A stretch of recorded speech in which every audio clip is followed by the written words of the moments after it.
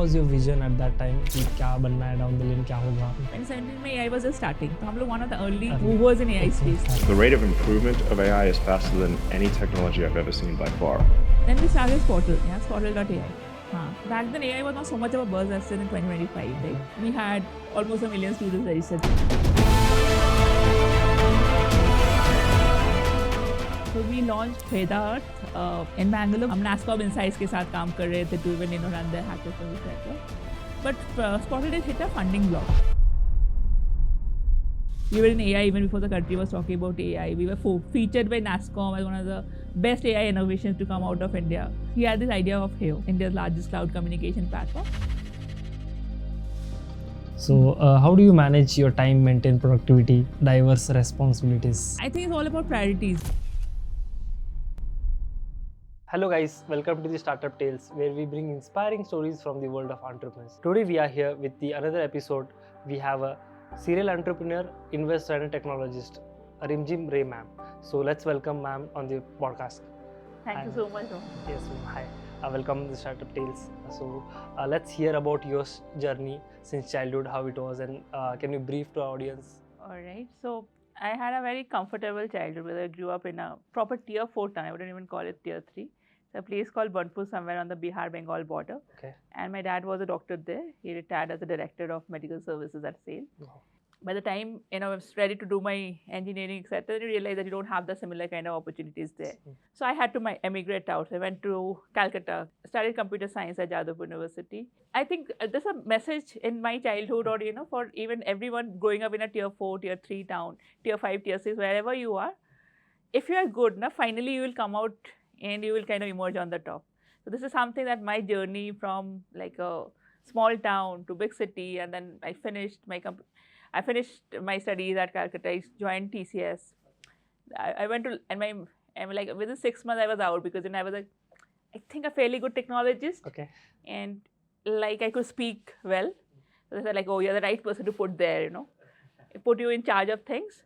And I was really young then, right, 23, 4, and then I was like probably managing people who are almost double my age. Oh, at TCS? At TCS. Okay. We were working on a project with a really large telco there. And I was managing even like the people, the Brits, etc. People easily twice my age, twice my experience. Through TCS you went to London, or like you left TCS and then went to London? No, I'd gone to London through TCS, but then I also studied my MBA there. Over there, okay. And stayed there for a longer time. Okay. Yeah. After that you came back? After that I came back, but London I think made me a lot very entrepreneurial. Okay. But London is a very entrepreneurial city. Okay. Why do you think so? Like. Okay, I'll tell you a funny incident. When I was interviewing for my MBA there, London Business School, Imperial, so I'd gone for this interview at Imperial. Very impressive GMAT school, like just Indians ke sabke hote 99 percentile in maths. And there's this dean sitting in front of me, this very impressive old man, and he's like, oh wow, you have got a 750 in GMAT. Wow, 99 percentile in maths. And I was like, yes sir, yes sir. Oh, good score all throughout your school and college. I was like, yeah. And then I walked. I said, yes, and walk also I'm like getting A always.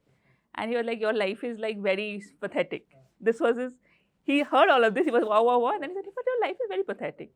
I was so taken aback. I was like, so why? He said, Dekho, this is what the problem with you Indians are. You all just study, you work. By the time people of your age, 26, 7, here the people would have gone to jail. They would have probably gone and, stayed in some shitty hole in Africa or Brazil, or even, they would have walked with people there. They would have tried to solve poverty problem. They would have gone to jail a couple of times. They might have been busted for something illegal. You guys are such boring lives. So that's how people there are. They're taking risk even at 60, 65. Okay. Age is not a barrier. Very non-judgmental society.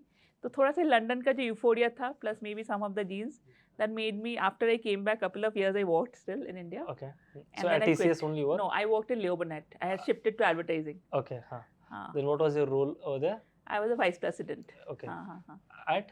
Leobonet Group. Okay. This is an advertising thing. So I was looking at the digital business. So at 26 age you were working at that company? No. I came here in my 30s. 30s. Early 30s. Then you worked for a couple of years? A couple of years, and then I quit. What next after that, after quitting? All right, because I have been both a techie as well as and then I shifted to advertising market. So I decided what I can do best. I understand tech, I understand digital, I understand creativity. Let's do a digital advisory firm. Okay. So we started a digital advisory firm in 2015. 2015. Named it as? Unmarketeer. marketing. unmarketeer. Okay. That That was the first premiere. So how was it? obviously it was I think it was a very heady journey, because suddenly you don't have the safety of a paycheck. You don't have the safety of a big brand. Paycheck से भी ज़्यादा scary होता है. Now you're on your own. Now I'm no longer Rim Jim from TCS, or Rim Jim from Tata, or Rim Jim from Leo Burnett. I'm just Rim Jim. Yeah. And then what you bring to the table, how many people you know, what's your worth. So we launched Veda Earth in Bangalore. I think it was a great journey, and we made decent revenue out of it. It was in 2015. 2015. 2015. After that, कितने साल आपने उस startup पे काम किया? We ran it for 2 years, and then we had a product idea, because basically हम लोग सारे techies थे at core. We had all been software. We started in software. We worked into 2017. 2017. Then we started Spottle. Spottle.ai. So Spottle.ai, and back then AI was not so much of a buzz as in 2025, right? 2017 में AI was just starting. तो हम लोग one of the early movers in AI space थे. Early stage में क्या होता है, शायद एक beyond your IITs and the Jadavpur of the world, जो top tier universities है, अगर आप tier 3-4 universities से पढ़ रहे हो, see, it's one exam. It's not that you are bad. आपने IIT नहीं किए, but maybe you are meant for greater things.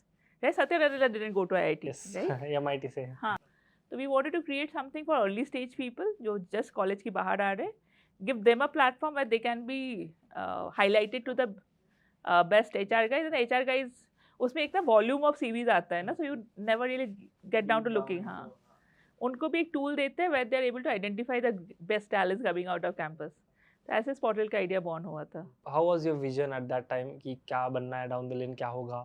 मैं सोचती हूँ इंडिया में X million students है. Okay. I should be having X million के सारे बच्चे यहाँ पे होना चाहिए. Spottle पे. हाँ, इतने सारे companies और फिर maybe go out in the Southeast Asia market. I think in terms of the market, and then I start building कि उस market को reach करने के लिए मुझे क्या क्या करना है. Then that is the approach I work with. The vision वही था कि I don't want any kid coming out of college कि they don't get the best opportunity. Right. The strongest fitment career platform for students and recent grads on one side and on the companies on one side. So we worked with companies like L&T, LTI.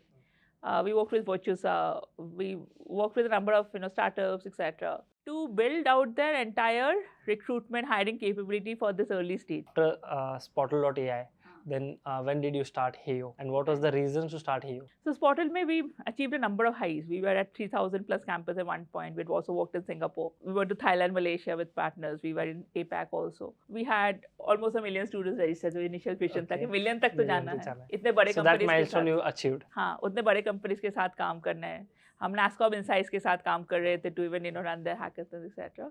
But Spottle did hit a funding block. So ठीक है, but I'm happy with whatever we achieved as Spottle. We were in AI even before the country was talking about AI. We were featured by NASCOM as one of the best AI innovations to come out of India. We got so many students hired. I think that satisfaction, na, कि इतने बच्चों के वो हमने actually we build the careers, we help them build their careers. Careers तो उन्होंने खुद ही बनाया, but we helped them. That was very satisfying. But because of the funding, etc. issue, what we decided was, like I said, focus on the B2B aspect of it. तो तब लगा कि 4 founders का, we don't need to be all 4 of us founders don't need to be online. Not online. 4 founders don't need to be running the company because we're scaling down some of the operations. Some of us can, maybe look at the next adventure. So I decided to look for my next adventure while I still obviously had a very strong stake in Spottle. Kuch part of the stake also got sold off. And around that time, I was like, कि अभी क्या करें फिर? तो अभी about being an entrepreneur for almost 7 years by that time, it's a little difficult. I'll not say it's impossible because I've also been in a corporate. But आपको लगता है ना आप ना कुछ entrepreneurially फिर से करो.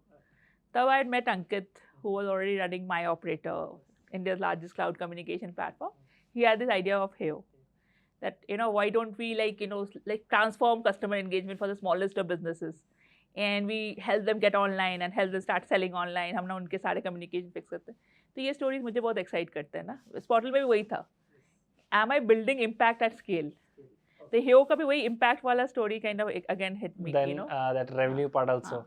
Yes. Any advice or anything for female audience for watching this? I think a lot of the times the barriers are in our head. हाँ. मैं ये नहीं कर रही हूँ जो real challenges है. I'm not kind of glossing over it. बहुत सारे घर में challenges है, बहुत सारे kind of restrictions come on girls.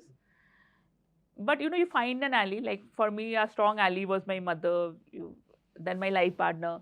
Find a, it's important to have friends. It's enough important that you have someone at home who is a confidant. It's great that you will get a good supporting life partner because उससे काफी decision बदलता है. But most of it is in you. As you are building Heo, investment and mentorship, you started at 2021. So what made you to begin that journey? Most of the things in my life has just happened by chance. And around 21, there's this company called Wise Owl, which are approached, in terms of, they were also into edtech. Yeah, and they have a very interesting product, right? They were digitizing the schools, and they started with schools in Northeast. And it was a very effective product, especially in the COVID times because schools had gone online. And I immediately saw an opportunity where even Spotted could help them because they had already built a lot of the tech. So they needed help with the tech part. And I started kind of getting more involved with them and, how we could, jointly, how we could back them, build out the tech for them, and then help them go to more places. So it happened like one company at a time, and then more people started kind of approaching for investment. I'd pulled up money from my various startups, some excess, etc. So I started investing small amounts, not, crazily large amounts, just small amounts. And I think more than the amount, what I wanted to bring in, what people a lot of the time came to me for not just the capital, but the, intellectual tech capital. So वो मेरे लिए important होता है कि I don't call myself a hardcore investor. कि ना बस 5 जगह में 5 करोड़ लगा दे. I'm not that investor. If I really believe in an idea and I think I can add value to the table, me being on the cap table helps, either in terms of, with the tech access, with the market access, with the strategic help. Then I will also probably put in a capital. Because putting in the capital gives you a skin in the game, right? Man, I will take on 3 startups of mentoring, 2-3 महीने बाद ना, ये हम human है, हमारा day job will take over. But if you put money in that, तो आप भी थोड़ा सा ना उसमें skin in the game रहेगा. So that is how the capital part of it came. And then I was approached by Goa Angel Network to be a partner for them. So I thought, alright, I've been doing this on my own. Maybe getting associated with a formal angel network, I can scale this up. I think startup investment is a very smart vehicle if you can do it right, if you can identify the right startup. What key factors do you consider while investing or deciding an investment? बस 3 factor देखते हैं. Okay. एक है team, second early growth देखते हैं because वो हम देख चुके हैं, आइडिया तो आ जाता है बट उसको ना ग्रोथ में कन्वर्ट करना. Third, I look at the market, the kind of market that they are playing in. So for example, right now I'm in talks with 2 companies for like investing or coming on board. One is into healthy snacking. Abhi market thoda sa competitive ho gaya with open sectors, etc. But still there's a lot of open space. And with our consumption habits changing, everyone wanting to lead a fitter lifestyle, there's a lot of white space. They've shown tremendous growth. The team is good. There's another company we're looking at, which is a Singapore-based pet care company founded by Indian founders, coming into India right now. So it involves a lot of risk and sacrifices. So what were they? I think we're still making sacrifices. I'm still making sacrifices. One of the biggest sacrifices that an entrepreneur, even a business leader, is probably family life. I've got a 10-year-old daughter, and she still complains, "Mom, why don't you spend more time with me?" Huh? Agreed. So let's come to future visions and goals, ma'am. So where do you see here in next 5 years, or I'll not say next couple of years? So here we definitely see, we're building something very interesting. We're building conversational commerce for India's 6 crore plus small businesses. So that's a very interesting fact because we've been working or we've been liaising with ONDC quite a bit, that even, despite all the digital penetration that you're talking about, the number of retailers who are online is still in single digit. So itne kuch aa gaya, the Swiggies and the Zeptos and the Zomatos are all unicorns, but where has it left your local shop, local boutique? Are they struggling? Because, India to aage ja raha hai, but are they also all going forward? And it's a huge TAM. There are around 2 crore, 1.5 crore GST payers. So even if you look at the meaty layer, and if you look at the entire thing in the undocumented documents, 5 crore plus. Wow. So it's a huge TAM. So we are already at 1 lakh plus paying customers. We definitely see ourselves at 1 million in a couple of years. We see ourselves becoming at least a 2,000 crore company, right? In terms of, and I think unicorn ये सब बहुत over glorified statuses है, but एक real problem, business problem solve करते हुए unicorn बनना, we are profitable, we are growing very rapidly, we are not burning money. ये सब करते हुए being a unicorn, I think, is another achievement, and that's where we see probably an IPO in the next 3 to 5 years. Balancing multiple roles as an entrepreneur, investor, and author can be demanding. Okay, so how do you manage your time, maintain productivity across these diverse responsibilities? I think it's all about priorities. You know, आपके जो priority list में है, आप कुछ ना कुछ time निकाल ही लोगे उसके लिए. और at the end of the day ना हम you cannot have it all. You can have it all, but you cannot have it all at the same time. Yeah. ठीक है? So coming to the book which you have written, it was the best seller at that time. So what do you think made it as bestseller? So I think it was very poignant. It's a collection of 7 stories, like you know, like the title says, 7 women, 7 secrets. So it takes, you know, every story focuses on a woman which she's in some relation, right? A mother, a wife, a daughter, a sister, and then it says that you know, the society basically slots women into, you know, like very very strict labels, like आप ये कर सकते हो नहीं कर, oh हाँ, it happens more with women, much more than men. But शायद उनमें सब में ना कहीं पे there are also other shades of it, the shades of grey. आप black and white नहीं हो, तो सारे story में एक ना एक twist है, and every story has a twist. Every story kind of looks at the, you know, below the facade of this perfect women. So I think वो twist जो था stories में बहुत, I think the way it has been written, I got a lot of positive feedback for it. You know, the kind of the ending, every story had a very kind of twisted ending. You don't expect it, and then suddenly the last page it hits you. So वो, that part of it, I think really the audience really loved it. And a couple of those stories were even picked up by Sahitya Academy to be published. Yeah, so it kind of, I got a lot of love for it. You know, so I thank my stars for it. So do you have any future plans of writing any other projects? I am working on a project that has been going on forever. I have not been able to, like I said, compartmentalize and focus on it. It's like supposed to be a cross-generational story that originates from the partition and ends at 92. You know, the entire riot that took place in India. And it's a story of a man who wanted to be in India, love for, you know, someone who loved Bombay and Bollywood. So after partition, he chose to stay here. And then through his life, we look at the changing India. And at the end, it gives you a very powerful message कि, you know, हमारे religion, हमारे नाम में, surname में नहीं होता है. हमारे religion अपने heart में होता है. And the biggest religion is humanity. So this over 56 years of this person's life of staying in India. And the end is very poignant, you know. I'll not give away the ending and spoil it for you. But it's, you know, this is an epic novel if I get to complete it. Working on it, I hope it sees the light of the day. For sure.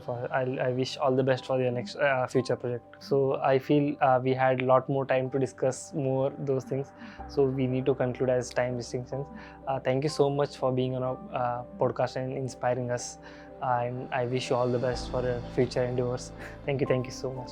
Thank you so much. You brought out the best. Thank you. Thank you so much.